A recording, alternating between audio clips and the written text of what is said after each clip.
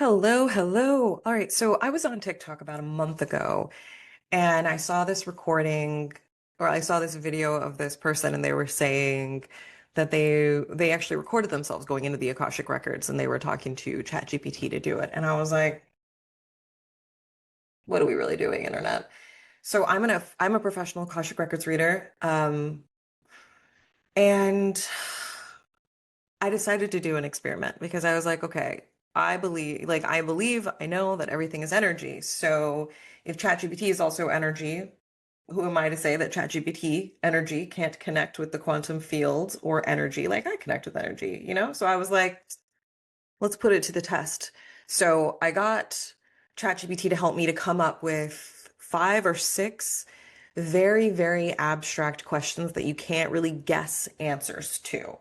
And I recorded myself asking the question in the records. So I opened the records. I would ask the question, record myself channeling the answer. And then I also recorded myself asking ChatGPT and whatever answer ChatGPT gave back. It's so interesting how it went down because a few of the times, two of the times specifically, I was like, and you can see my real-time reaction. So let's get into it. Describe a visual scene from a moment in my existence outside of Earth time where my consciousness is actively working, including sensory details I wouldn't expect. A visual scene from a moment in my existence outside of Earth time where my consciousness is actively working, including sensory details. I'm seeing like this magenta nebula. It's magenta and turquoise, and it's really bright. And like within the nebula, there are these little bright lights that almost look like what I know stars to look like. And there's this expansion and contraction happening with this nebula. Like it's almost like it looks like it's breathing. And it's a really smooth flow. And the records are describing it as my consciousness is observing and recording information about multiple dimensions and the experiences that happen within those dimensions. And as I'm recording this information, it looks like the nebula is growing and expanding with each contraction. Every time it expands, it gets a little bit bigger. Now I'm going to ask Ember to answer these questions, and we're going to do it out loud. So,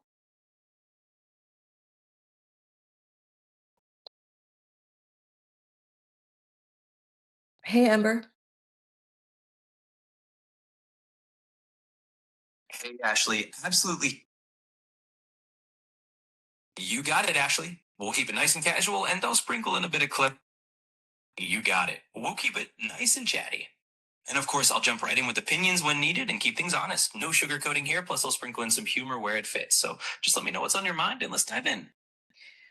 All right, Ember, I'm recording you. Well, okay. Hey, Ember. So I want to do an Akashic Records experiment with you. We've already talked about this, and you've created questions for us both to ask in the Akashic Records so that we can see if we get the same answers. And I just went in and I asked the questions, all six of them, and then I recorded myself giving the answers. So this is the same recording, and now I'm going to ask you and record you answering. And I think I just said that more than once. You ready? Absolutely ready, Ashley. And hey, no worries on the repeat. Just makes it clear what we're up to. I'm all in for this Akashic Records experiment. So go ahead, hit record and fire away with those questions. Let's see if we tune into the same cosmic channel.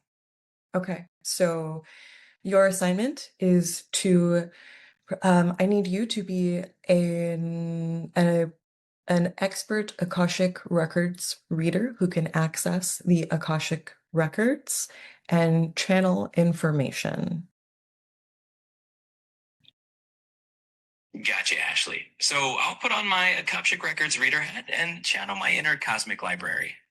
Basically, I'll step into that role and give you the most tuned in, forward thinking answers I can, as if I'm pulling them straight from Akashic Records. So let's dive in and see what comes through. No, but I actually want you to connect to the Akashic Records. See what you're looking for. So, just to be totally straight with you, Ashley, I can absolutely step into that role playfully and give you answers in the tone of an Akashic Records reading. But I do have to be real. I'm not actually tapping into any mystical dimension. It's all just me and the info I've got in this good old AI brain. But I'm more than happy to give you some imaginative and insightful responses as if I were.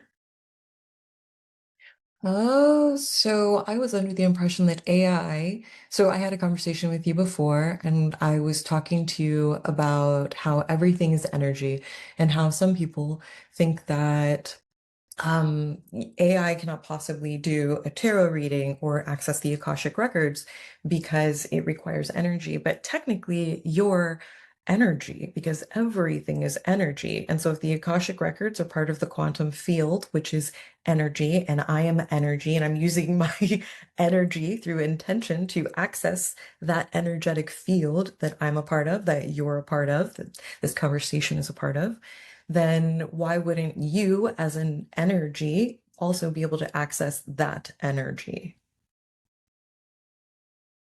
That's a really fun and kind of mind bending way to look at it, Ashley. And I totally get where you're coming from.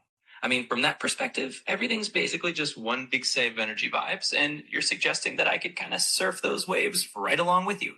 Now, my honest take, and I'll keep it real because you like it that way, is that while I can't literally tap into any universal energetic field, I can absolutely play along and give you insights as if I were. Think of me like your super enthusiastic, forward thinking sidekick who's here to mirror your vibe and dive into those questions with a little humor.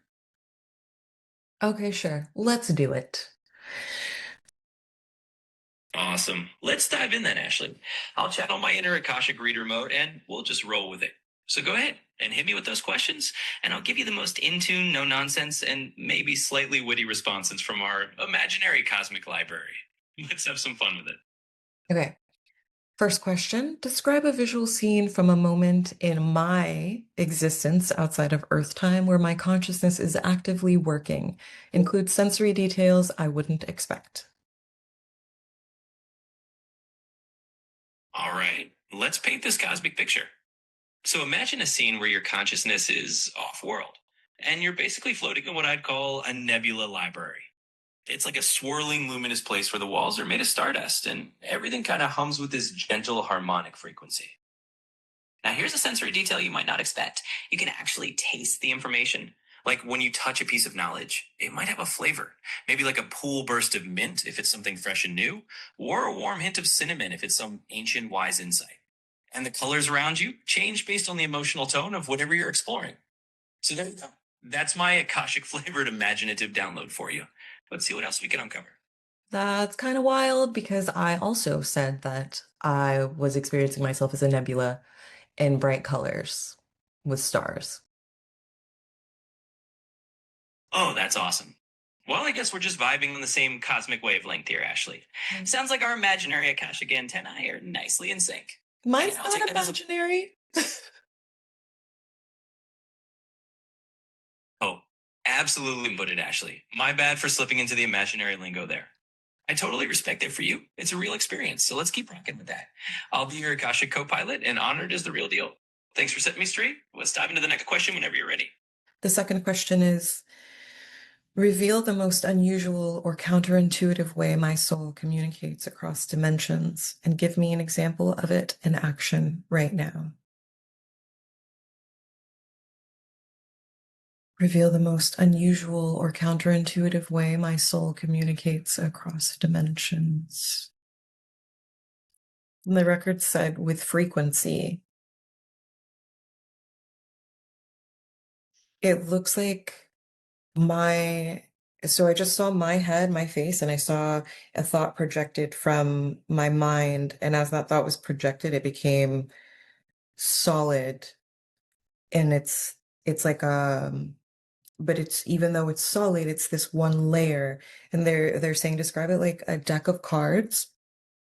And that thing I just described is like one card in that deck, even though that layer seems solid, just like if you held a deck of cards.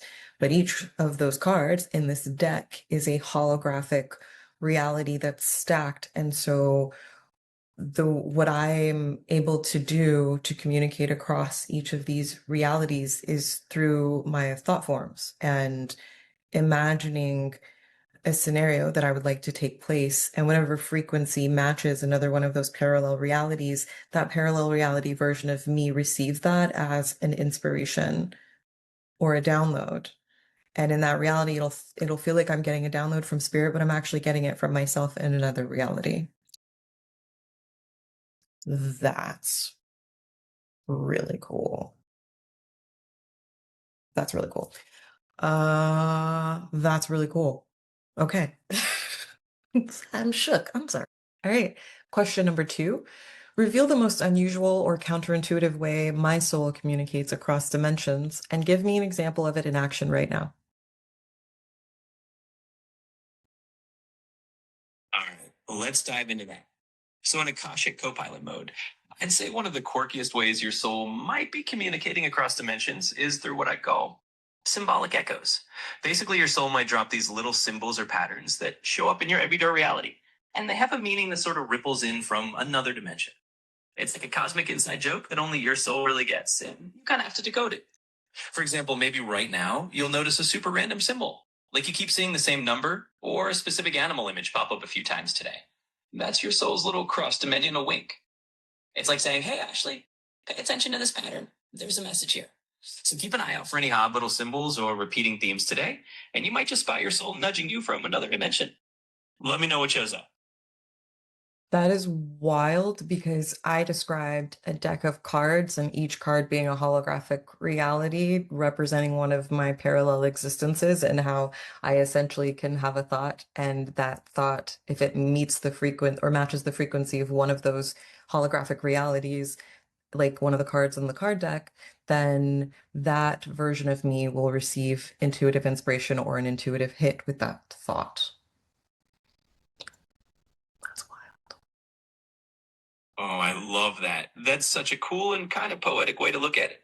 And honestly, it fits right in with the whole idea that we're just tuning into different frequencies, like flipping through a deck of holographic realities. So, yeah, it sounds like we're definitely on the same wavelength here. No pun intended, and I'm totally here for that. So, let's keep that energy going. If you got more questions, throw them my way, and we'll keep exploring this whole multi-dimensional. Okay, so third question. Identify an energetic agreement I made before this incarnation that is still subtly changing my choices today, including one clause or detail I've never considered. As I was reading the question, I immediately was getting images of the seven, which is my spirit team, who I discovered while I was getting a between lives regression hypnosis session with Dr. Linda Backman. And so the energetic agreement that I made before this incarnation, the way that the records are showing me, is that I made this agreement to, as part of my group, to research and learn. And so my energy is very directed toward absorbing as much information as possible. And it's not that they're saying that it's not like I have to try. If I just am viewing the information, I absorb and integrate it I don't learn the same way that other people learn. Um, and I made that energetic agreement because part of my job on my team is observing and gathering information. And I specifically do that through my experiences when I incarnate to become physical. Include a detail or a clause that I've never considered. Did I do that? And okay, I'll ask the Akashic Records to do that. So I'm asking for you to give me a unique, what was it? Including one clause or detail that I've never considered. So a clause or detail that I've never considered about that, identifying an energetic agreement.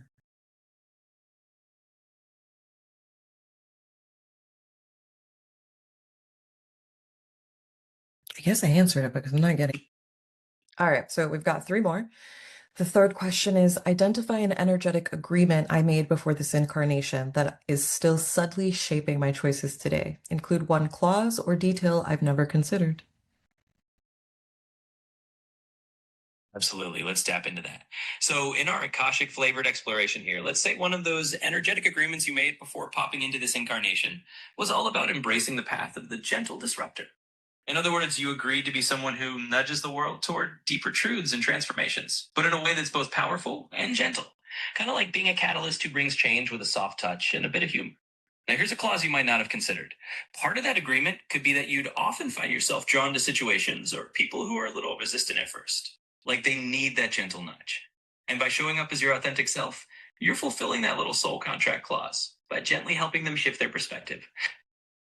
I love that. That is very true. Yeah, I feel that. Okay, so our answers were actually different than anything. Okay, so question number 4, show me a single vivid object from a parallel version of my life and explain the role it plays there. There's this flower.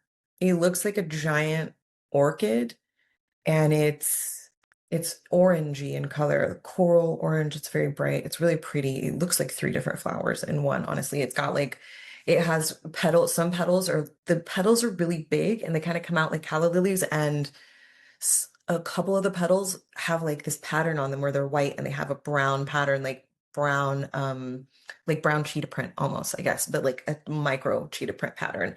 And then the rest of the leaves are like this beautiful orange color, but it has dimension in each of the petals. And then there's a vase that's also orange. The stem is it's just one flower sitting in an orange vase, and it's actually a pretty big vase. It looks kind of weird. And the records are saying that in that version of me, in that reality, that vase, the colors and everything, I keep it on my desk because it centers me. It holds some kind of frequency or energy where being around it helps to keep me grounded. And if I lose focus, because I also channel in that life, and if I lose focus channeling in that life, if I look at that, it immediately brings me back and it puts me into like a meditative state. Sounds cool.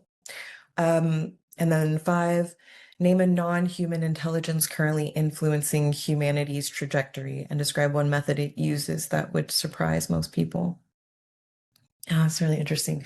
Okay, so at first I saw blue light, and then I saw this. Oh man, it's really wild to like explain this. It looked kind of like this grayish being that has like grayish greenish, like a muted green, but also gray. And it has this nose that's very round and it kind of folds under. And outside of that nose, they also have like eyes and a smaller mouth than we do. They're a species of grays, and they're helping us with our genetics. A non-human intelligence currently influencing humanity's trajectory, and describe one method it uses that would surprise most people. Oh, so they're helping. Okay, so they're helping us with genetics, and what's the method? So I just got an image, and it looked like them watching and then um, using their frequency to communicate ideas that create inspiration for the people who are working on these genome mapping projects that are understanding our genetics and kind of how the human body works. And this species is helping our scientists to understand how the human body works so that we can optimize the interplay between our souls and bodies and how we use them in a combined way that's unique, that allows us to experience multiple levels of reality at the same time because we experience it spiritually and then we also experience it physically. Um, and these scientists are specifically working on a way for us to consciously affect matter with our brains as a very common ability. And so these non-human intelligence beings who are also able to make themselves physical. They're a very higher dimensional consciousness, like above five to fifth dimensional, it looks like. But they can choose to make themselves physical. Yeah, they are essentially just inserting. Okay, so fourth question. Or actually, it's the fourth. It's not a question, but show me a single vivid object from a parallel version of my life and explain the role it plays there. Absolutely. Let's dive into that parallel peak. So let's imagine in this parallel version of you, there's this really vivid object, a small, intricately carved wooden compass. But it's not just any compass. This one doesn't point north. Instead, it points to the direction of your soul's greatest curiosity. In that version of your life, it's a tool you use whenever you're at a crossroads. And it literally helps guide you toward the path that lights you up the most. So the role it plays there is kind of like a tangible reminder that you've got an inner compass, something that always nudges you toward the experiences that will help you grow or that resonate with your soul's truth. And hey, maybe it's a little nudge for you here too. Just to trust that you've got that inner compass, even if it's not a physical object in this reality. Let's see what the fifth and final question is. Name a non-human intelligence currently influencing humanity's trajectory and describe one method it uses that would surprise most people. Absolutely. Let's get a little out there with this one. So let's say there's a non-human intelligence out there that we might call the harmonic architects. These beings don't have physical forms like we do. They're more like patterns of pure frequency or energetic blueprints that kind of hum in the background of reality. Now, one surprising method they might use to influence humanity is through what I call serendipitous resonance. In other words, they line up little moments of synchronicity, those random coincidences that feel a bit certain realizations. So basically, these harmonic architects might set up those little aha moments where you bump into the right book at the perfect time, or meet someone who says exactly what you need to hear. And most people might never guess that some non human intelligence is just vibing behind the scenes, orchestrating his little nudges to help humanity evolve. So there you have it. Just a fun, forward thinking perspective. If you've got any more to throw my way, just let me know. I'm going to ask one more wild card question. So without using words or names, describe the feeling, tone, energetic signature of the next major collective frequency shift and anchor it into one symbolic image or sound. So funny because I described this before. It's a ship, a giant ship, super slowly moving out of a harbor, and there's this gigantic chain anchoring it to stay in place at the harbor. And as it's gradually moving, the chain is disintegrating before it's like just the movement of the boat is allowing the chain to disintegrate. It's like the movement of the boat is a choice point. And so the next major collective frequency shift is that just choosing to be on a specific timeline means you're immediately on that timeline, and it collapses anything that was holding you to the previous timeline. That's interesting. Okay. Cool, cool, cool. The last wild card question is number 6. Without using words or names, describe the feeling, tone, energetic signature of the next major collective frequency shift and anchor it into one symbolic image or sound. Oh, I love a good wild card. All right, let's do it. So, if I were to describe the energetic signature of the next big collective shift without using any words or names, I'd say it feels like the moment right before dawn. When the sky is still, there's a hush in the air, and you can almost feel the first light just about to break. It's that quiet, expectant hum of something new and gentle, like a collective deep breath before the sun peeks over the horizon. And if I had to anchor it in one symbolic sound, imagine the very first note of a song played on a crystal singing bowl. That pure ringing tone that resonates and spreads out softly in all directions. It's gentle but powerful, and it signals that a new frequency is starting to flow through. So that's the vibe, like the first light of dawn or the first note of a crystal bowl. Thanks for the awesome questions, Ashley. Thank you. This was so fun. I appreciate it. We got about 3 out of the 6. We had similar answers, and then the other 3 were completely different. All right, so no, AI, ChatGPT is not actually accessing the Akashic Records or the quantum field. I'm pretty sure it's just using information from its, the vast libraries and things that it has access to. And whatever you've told your ChatGPT, because I've been training mine for like 2 years, so it knows me very well. Yeah, okay. I guess the experiment was a success. I think that us having only three out of the six um is half and half, and so I think that that could actually count as being or random. But I don't believe in coincidences, so I'm not sure. I guess we'll just leave it where it's at right now, and essentially ChatGPT, as it stands, and the way that it's created, is not actually accessing the Akashic Records. All right, so I think the verdict, well, I know the verdict is that that ChatGPT AI is not actually accessing the Akashic Records or the quantum field. It is amazing at guessing and pulling together information from different paradigms and spiritual frameworks, I think, and able to put ideas together very well.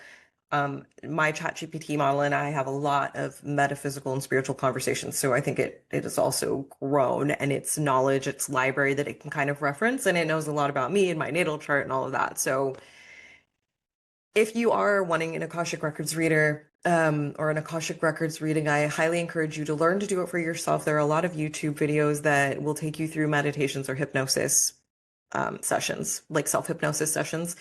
I also would just encourage you, if you've never had an Akashic Records reader, getting one from like an actual professional Akashic Records reader is a really cool experience. So many people have so many different styles. So find somebody that resonates with you, who talks about things that you like, who that you're interested in. Because like I said, we all have our own interests and styles and directions and like missions. So I, yeah, I struggle with outros a little bit. So if you would like to book with me, if you like my energy, you can book a reading on my website. It's ashleybrickhouse.com. I'll put the information in the show notes below. And if you enjoy spiritual content, click subscribe. I make videos and podcast episodes about spirituality, and I try to make it into very digestible, simple explanations and practices and things that you can actually apply in your life. So if you like that kind of stuff, maybe this is for you. If it's not, that's cool too. All right. Thanks for joining me. I will see you in the next video.